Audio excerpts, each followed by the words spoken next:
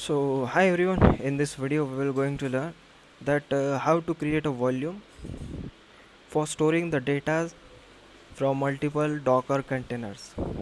So we can use a single volume and mount it with multiple Docker containers and use as a shared disk or shared storage unit between multiple Docker containers.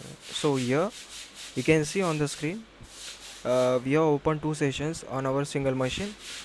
So in this video we will going to learn that how to do it using some Docker commands. Okay, so first of all guys, let me show you that if there any volume is present on our Linux machine or not. Okay, so for checking the volume, listing the volumes, we can have to use this command docker volume ls. Okay, so we can see that no volume is there. So for creating a volume, what we will do, create volume.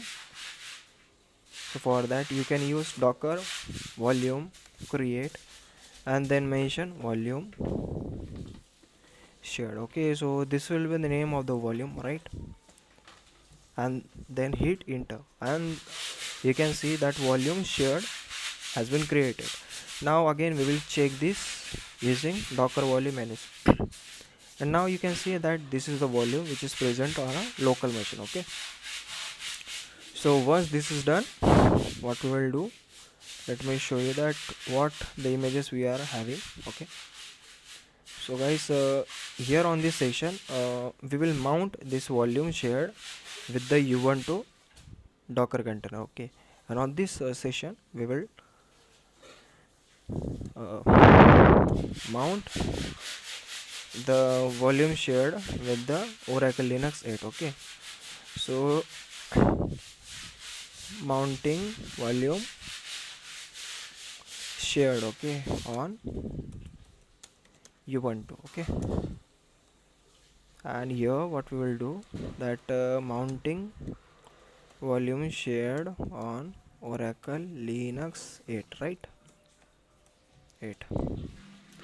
So for mounting that we can say docker run -it. Okay, 1 minute, we need to run the ubuntu first. Okay, then mention ubuntu sleep 5000. Okay, so this will run the docker container of ubuntu and here you can mention oracle linux 8 again sleep 5000 seconds, right? So just wait until the docker containers, both the docker containers okay. So now let's see that what are the containers which are running. Okay, okay, so you can see oracle linux and ubuntu are running, right? So now we will mount the volume shared volume on ubuntu first, right? So for that docker run -it, right? Then -v for mounting the volume, then volume name. Okay, then mention the mount point on the ubuntu docker container. Okay, and here mention the name of the docker container running. Okay, and then bash. Okay, so this will be the command, right?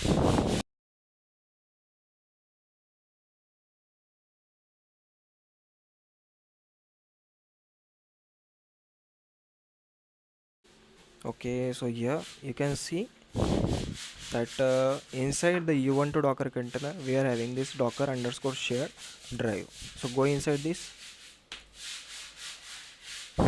Okay, now come back to the oracle linux. Okay, so we will now mount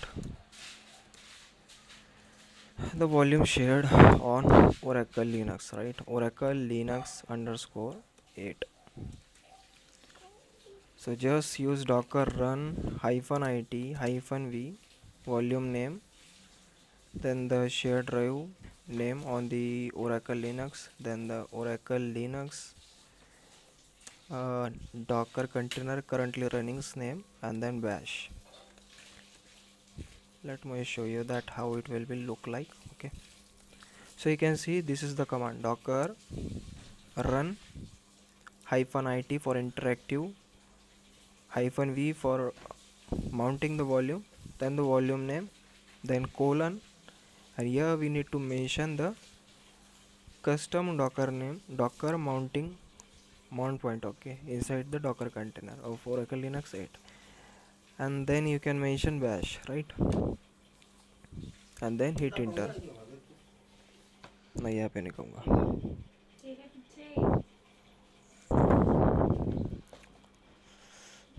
So you can see we are successfully logged inside the Oracle Linux. Now let me show you that. So here it's our docker shared drive. Okay, so you can go inside it. So we have successfully mounted volume on both the docker containers, right? So what we will do, we will check that whether if we create a file on one container, it will be reflected on other also. Okay, so for that, let me show you that whether there is any file or not. So there is nothing. Now touch, we will create something ubuntu.txt, right, and we will add some content, hello. Okay, ubuntu.txt, done. Okay, so this has been created on ubuntu docker container. Now let's see. So you can see Oracle Linux container also holding the same file, containing the same file. Okay,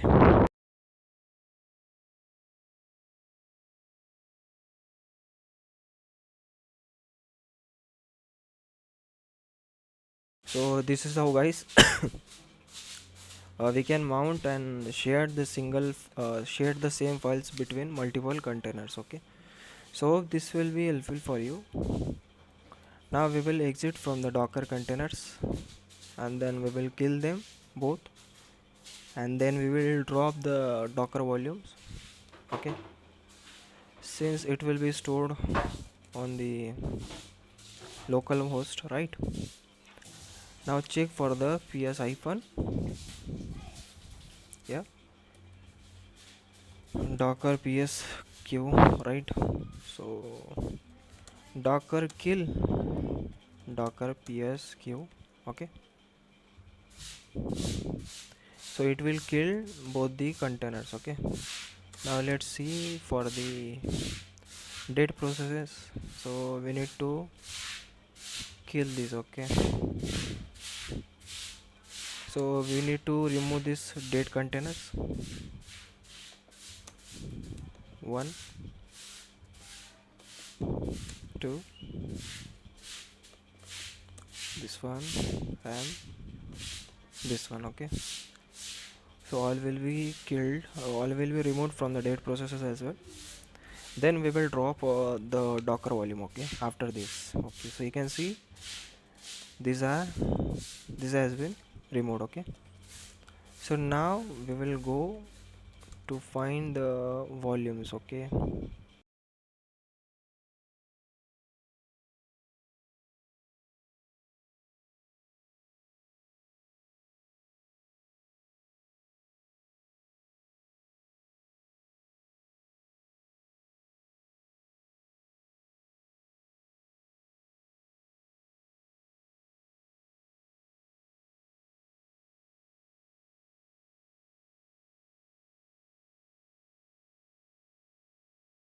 where is this volume is stored on the local machine. Okay, so the common location of the docker volume is this one. Now you can see this is our docker volume. Okay, so go inside this, right? Now go inside this data. Okay, you can see it's still there, right? ubuntu txt is still there, which we had created on the ubuntu docker container, and also it was shared with the Oracle Linux container as well. So let me show you. So this is the common location. Okay, this is the volume name. So now go back. What we will do now, we will simply remove the drop the docker volume. Okay, so for dropping it, we will use this command shared. Okay, and this will simply remove the docker volume. So now let's again list out docker volumes. So now you can see there is no docker volume is there. Okay, so guys, in this way we can manage the docker volumes. Okay, so what we did, we created a volume, we started two VMs, we mounted the volume on two VMs, and after logging inside the first VM we created a file named ubuntu.txt.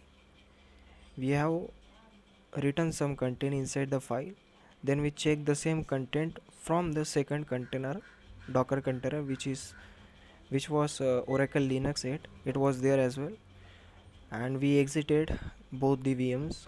Okay, removed them from the date processes as well, and then we checked for the volume host location. Okay, where the volume stored on the local machine. Okay, then we safely removed the volume from the local machine, and just that. Okay, so this is all about this video.